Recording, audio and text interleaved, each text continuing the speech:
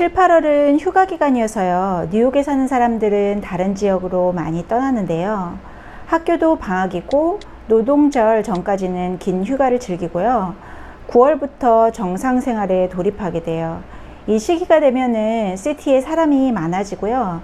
렌트를 찾는 수요도 많이 늘어나게 돼요. 그러면서 많은 분들이 현재 놓여 있는 상황에서 렌트가 나은 건지 구매가 나은지를 저한테 질문을 주세요. 그래서 이번에는 어떤 분들이 렌트를 찾으면 좋을지, 그리고 어떤 경우에 구매를 하는 게 좋을지를 다뤄볼게요.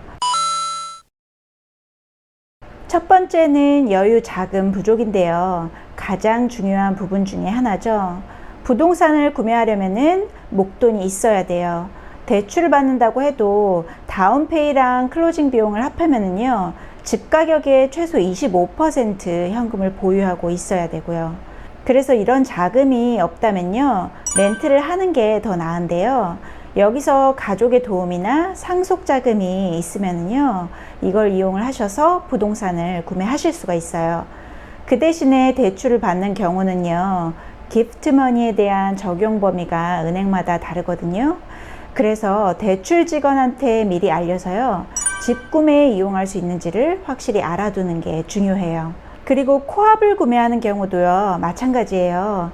인기 있는 빌딩의 경우는요, 기프트머니를 엄격하게 금지하고 있어서요, 집을 보러 가시기 전에 미리 확인하는 게 굉장히 중요해요.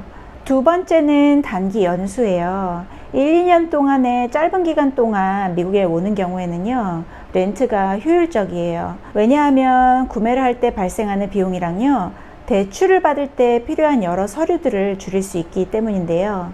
단기간 거주를 한 후에 다시 본토로 돌아간다면요, 부동산을 계속 소유하지 않는 이상은 매도를 해야 하기 때문이에요. 그러면 매도 비용도 발생하게 될 거예요. 특히 뉴욕 부동산은 안전 투자이기 때문에요, 1, 2년 안에 집 가격이 40, 50% 상승하는 마켓은 아니에요.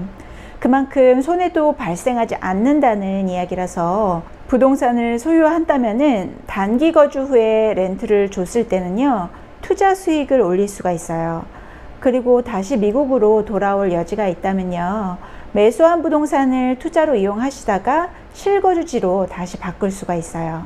렌트를 하든지 집 구매를 하든지 차이가 별로 없을 것 같지만요, 미국에서 장기 거주를 하는 경우에는요, 정착을 하시는데 큰 도움이 되는데요. 기본적으로 이사를 다녀야 하는 불안감이 없어지고요, 한 곳에 오래 살 수 있다는 안정감이요, 정착에 큰 도움이 되는 것 같아요.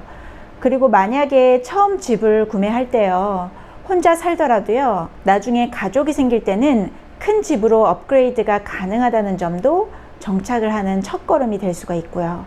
이 부분은 여행이랑 비슷한 것 같아요. 아마 유학생이나 이민 생활을 하는 분들은 아는 부분이라고 생각을 해요. 좋은 휴양지로 여행을 가서 힐링하는 기분이랑요, 가족을 만나러 여행을 하면서 느껴지는 안정감은 정말 다른 만족감이거든요. 그래서 미국에 거주하시면서 한 곳에 기둥이 있는 거랑요, 없는 거의 차이가 많이 느껴지실 거예요. 똑같이 집에서 사는 건데 뭐가 다르냐고 하시겠지만요, 타지에서 이사를 하고 새로운 집을 찾아서요, 계약서를 매번 작성하고 검토하려면요, 굉장히 신경 쓰이는 일이에요.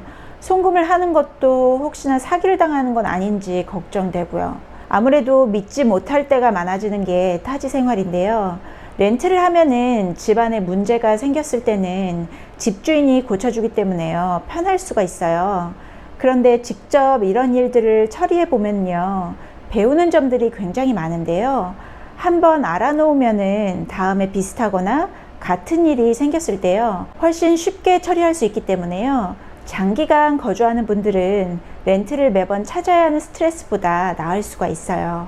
세 번째는 거주 지역 선정이에요. 미국에 처음 정착을 하거나요, 다른 지역으로 이사를 간다면은 새 지역에 대한 정보도 부족하고요, 질도 익히고 싶을 거예요. 그래서 집 구매를 원하는데 어느 지역이 좋을지 모르는 경우는요, 여러 지역을 다양하게 경험해 보는 것도 중요한데요. 부동산 마켓에 따라서요, 단기 렌트를 하시면서 주변 지역도 많이 돌아다녀 보고요, 어떤 지역이 좋은지 결정을 한 후에는요, 해당 지역을 중점적으로 집을 찾으실 수가 있어요. 그런데 요즘은 구글 지도가 너무 잘 돼 있기 때문에요. 뉴욕의 경우는 웬만한 거리는 집에서 편하게 구경해 보실 수가 있어요. 제가 20년 넘게 맨하탄의 전 지역에 살아본 경험으로는요, 어느 지역을 가도 특별히 위험한 곳이 없다는 거예요. 그리고 새벽에 지하철을 타거나 걸어 다녀도요, 위험하다고 느껴본 적은 없어요. 그래서 다른 주보다는 안전 문제에 큰 걱정 없이 거주를 할 수가 있는데요. 맨하탄에 거주를 원하는 분들은요, 안전한 지역보다는 내가 살고 싶은 지역이랑 버젯이랑요, 내가 원하는 선호도에 따라서 집을 구하시는 게 더 맞는 것 같아요. 네 번째는 자금 마련 기간이에요. 첫 번째 설명드린 내용이랑 비슷한데요.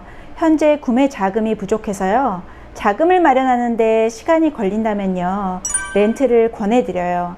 자금을 만드는 동안요, 많은 리서치를 할 수가 있고요.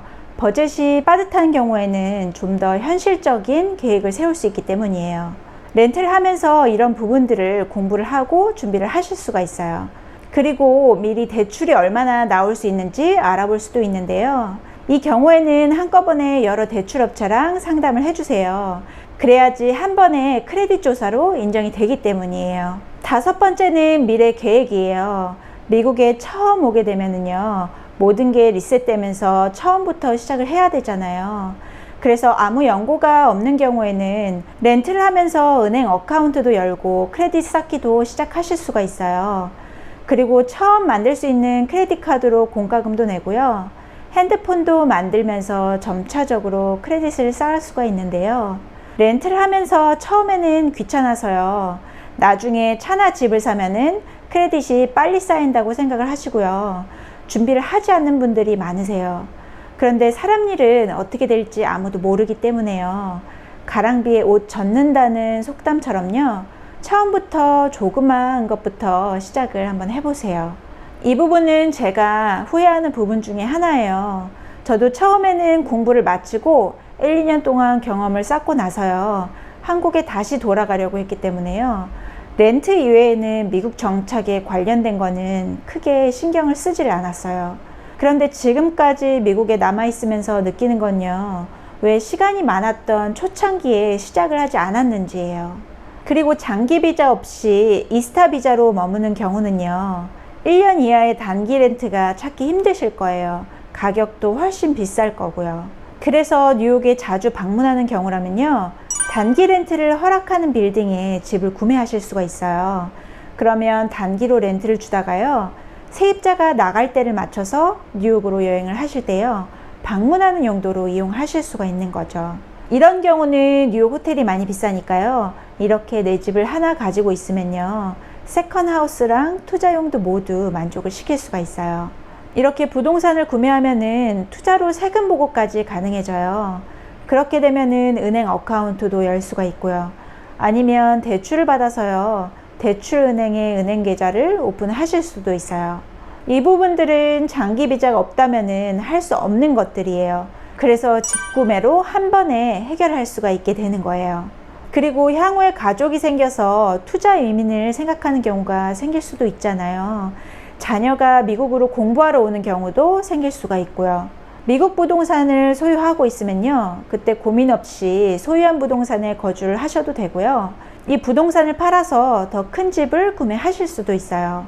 그리고 소유한 부동산보다 큰 사이즈로 렌트를 원한다면요, 부동산 소유만으로도 렌트가 훨씬 수월해져요.